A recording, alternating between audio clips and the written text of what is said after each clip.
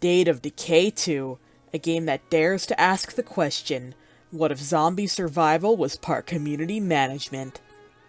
State of Decay 2 is kind of a guilty pleasure for me, although why that pleasure is guilty for me I'm not sure, and it's a game that I go back to every now and again, and it's always pretty fun. I don't think people ever typically talk about this game, or at least not that I've heard that often, which is a shame because the game can genuinely be pretty fun and also pretty hard. But it is something that I wanted to review anyways. With that out of the way, let's get started. So instead of talking about what happens when you start a new game like I usually do, I'm going to talk about the story first, or rather, the lack thereof. There is a story mode in the form of Heartland, but that's very different from the typical State of Decay 2 experience, and I'm really only interested in talking about the campaign mode. There are things that happen, and there are quests that progress, but in terms of a solid story, it's kind of up to you to interpret what happens, which, if I'm being honest, is kind of fun. Yeah, your survivors have traits and personalities, more on that later, and interact with each other in a kind of minimal sense, but it's really kind of up for the player to interpret everything in the way they want to. Okay, so moving on to a new game. When you make a new game in State of Decay 2, you are prompted to play or skip the tutorial. Obviously, if you're new, you should probably play it, and while I did just talk about there not really being a story, I was a little wrong in the way that the tutorial has a story to it, and after you're out of it and into the rest of the game, it's up to you to continue that story in your own way. But anyways, after selecting whether or not to play the tutorial, you are taken to the difficulty selection screen, and it's a little vague about what's different on each difficulty. However, if you click the custom difficulty option, you get a lot more detail and the option to customize certain aspects of the game to your preference. After that, if you're not playing the tutorial, you can select from the game's 5 maps. Providence Ridge, which is the map you play on through the tutorial, Cascade Hills, Drucker County, Meager Valley, and Trumbull Valley. Trumbull Valley in particular is the map from the first game and was initially brought back in Heartland, but was also brought into the campaign mode. Trumbull Valley in particular has a little extra care put into it, with some of the side missions having unique characters with their own side stories, and, in my opinion, as someone who played State of Decay 1 back in the day, the extra care is warranted. Once you've selected all that, you can select boons. What are boons? Well, if you've successfully completed a legacy before, you can select a boon and get a free benefit for your next community. To unlock a boon, it depends on the leader you selected and completed the legacy with. And after all that, you finally get to the big stuff, selecting your beginning survivors. And the fun of this is that all the survivors have randomized traits, so for example, you could have like a nudist that's a video game streamer. Traits do affect skills, and it'll let you know if they do, but some are just kind of purely there for flavor and don't really do anything. But it does help with any personal storytelling that you might have to characterize your survivors. Also, if you've played the game before and finished a legacy, you can add in survivors from the legacy pool if you'd like to play with survivors you've played before. Unfortunately, there is no character customization outside of being able to dress your survivors, which means there is no heterochromia. If you're playing the tutorial, you get to select from a set of more special survivors, who have more of an established dynamic, although their other traits, including their names, are still randomized. This does change the dialogue of the tutorial mainly, so you get to have some fun with that pre-established dynamic for a little. When you play the tutorial, you get 4 survivors to start, but if you don't, you start with 3. Anyways, now with all that established, you finally get into the actual game and the gameplay. I'll be following along with what happens in the tutorial for this next part. So when you get dropped into the game, you and whichever secondary survivor you picked are rushing into Camp Osprey while pursued by zombies. Camp Osprey is supposed to be a safe haven, but when you enter, it's empty. Or, well, empty of people, as you were instantly set upon by a zombie, or Zed, as they are often called in this game. This is the introduction to melee combat, which is relatively simple. You can attack, execute, and dodge, essentially. The combat is simple, which is fine because you'll likely be dealing with a lot of Zeds, often all at once. It isn't a good idea to fight all of them at once though, since you are likely to get overwhelmed.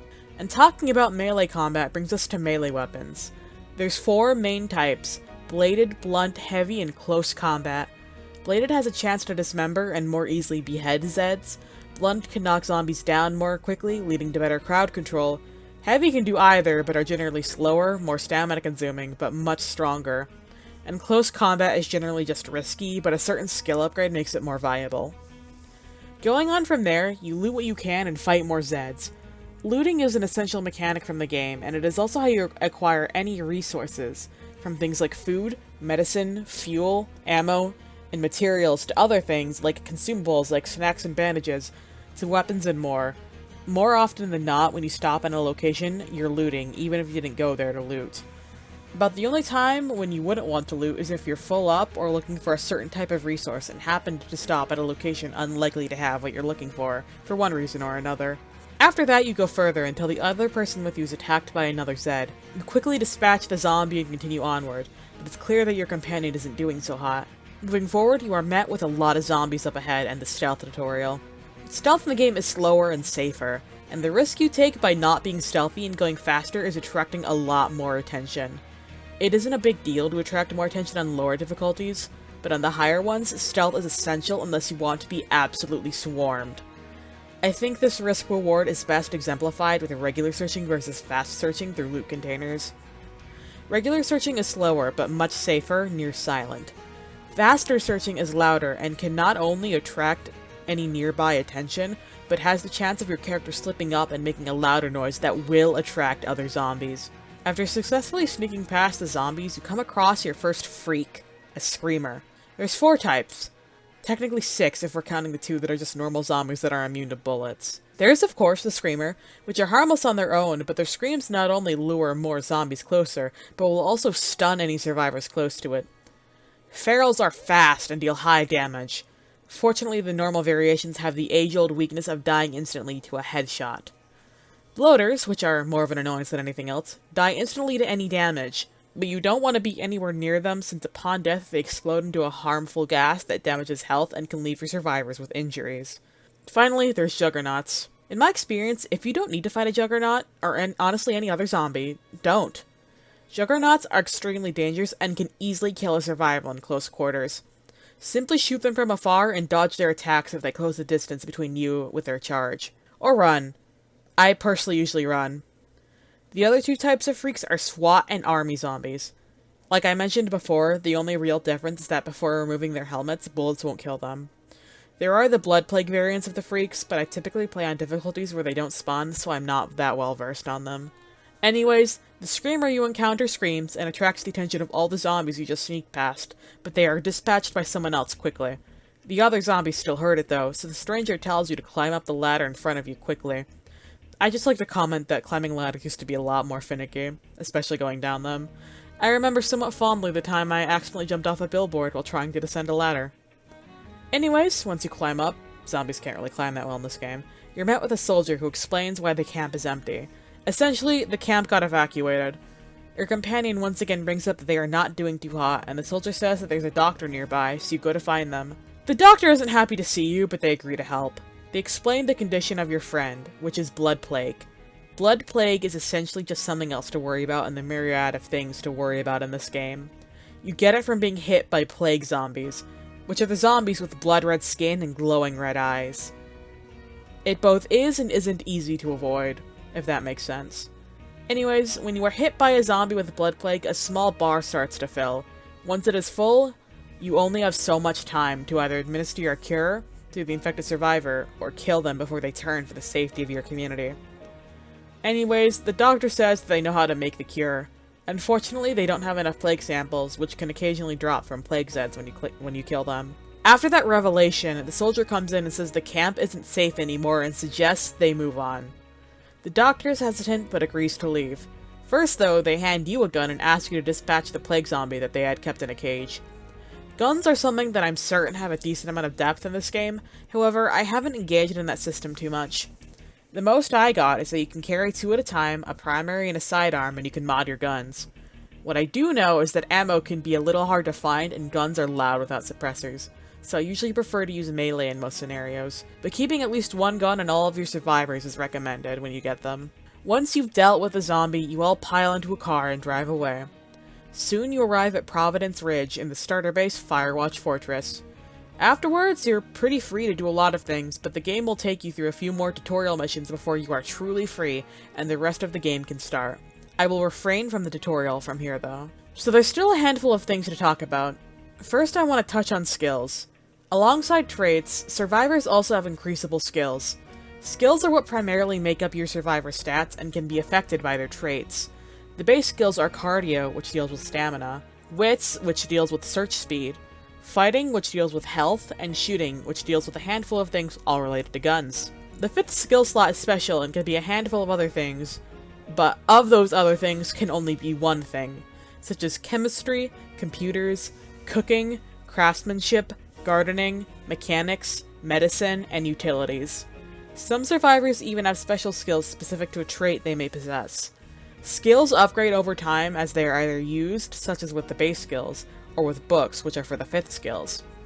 Once the bar is maxed, you can prestige the skill and choose from a number of upgrades and then level the skill up again. 5th skills can also allow you to either craft new things or build or upgrade facilities in your base that you wouldn't be able to otherwise. Another essential part of the game is vehicles, or at least I think they're pretty essential. Vehicles are another resource for you to manage. Now, of course you can play the game without ever using a vehicle, but the convenience that using a vehicle gives almost makes it a necessity, at least for me personally. Anyways, vehicles not only let you go from one location to another faster, but they also allow you to take more items home when you loot, since you can put things in the trunk. To balance this, you have to worry about how much fuel your vehicle has, and worry about keeping it repaired. Fuel can be somewhat scarce, but repair kits for your vehicles I found are scarcer. There is also a huge variety of vehicles in the game, so there's a lot of options to choose from in regards to that. Another essential mechanic is home sites, or bases. These are the locations in which your community can live, and there are a few per map, and they're all unique and offer different inherent facilities and spaces to build. There's a huge variety of facilities. Which ones you can and can't build vary depending on your community leader and what skills your survivors have. It's a bit free in terms of what you can build, but there are certain facilities you should just have, such as a workshop and an infirmary, as well as making sure you have enough beds for your survivors. After that, you can pick whatever facilities to your preference, honestly. Leaders are a survivor you can pick to, well, lead your community. They determine what path you'll go down to finish your legacy, thus finishing the game, and can give you other benefits besides. Quests are what I'd call the main gameplay loop outside of looting and play cards, but I'll get to that. There's 3 main types: requests from other survivors outside your community, a survivor's personal quest, and the leader quests. The requests from outside your community are probably the most common and can be just about anything, and will usually bolster your friendship with that other community, which can lead to recruitment opportunities and other benefits dependent on the type of community it is. Personal quests are more story-based and usually multi-part, and are derived of a survivor's personal interests. Leader quests are the ones that'll further your leader's goals, and will get you closer to finishing your legacy. Outside of quests, which I'll be honest, getting rid of all of these is a legacy quest, is Plague Hearts. Plague Hearts are your main obstacle to local safety and an active obstruction to things you want to do. When a Plague Heart is in an area, it essentially claims buildings around it in a red mist that, according to your survivors, tastes like blood. So yay! They start out dormant, but will awaken if you are too active in an area, such as killing too many Zeds. When active, Plague Hearts will send out hordes to infest locations and slowly start to bolster those infestations with more hordes. Too many infestations will lower your survivors' morale, and clearing them raises it. You also can't claim any sites if a Plague Heart is nearby, including new home sites.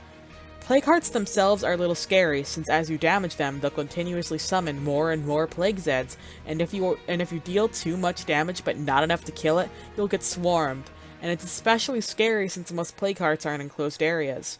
Fortunately though, Plague Hearts are weak to fire and explosives if you have them. Killing a Plague Heart gives pretty decent loot too. I think that's about it. So would I recommend State of Decay 2? Yeah, it's a pretty fun game that's easy to replay and fun to play with friends. Maybe it's just the community management and personal storytelling aspect to me, but I've been playing State of Decay since the first game, and I've always loved it. I don't know, there's just something about it that's caused me personally to sink a lot of hours into it, and I've managed to convince a few friends to try it out too. I think one of the most appealing aspects of the game is that it is still getting updates to this day.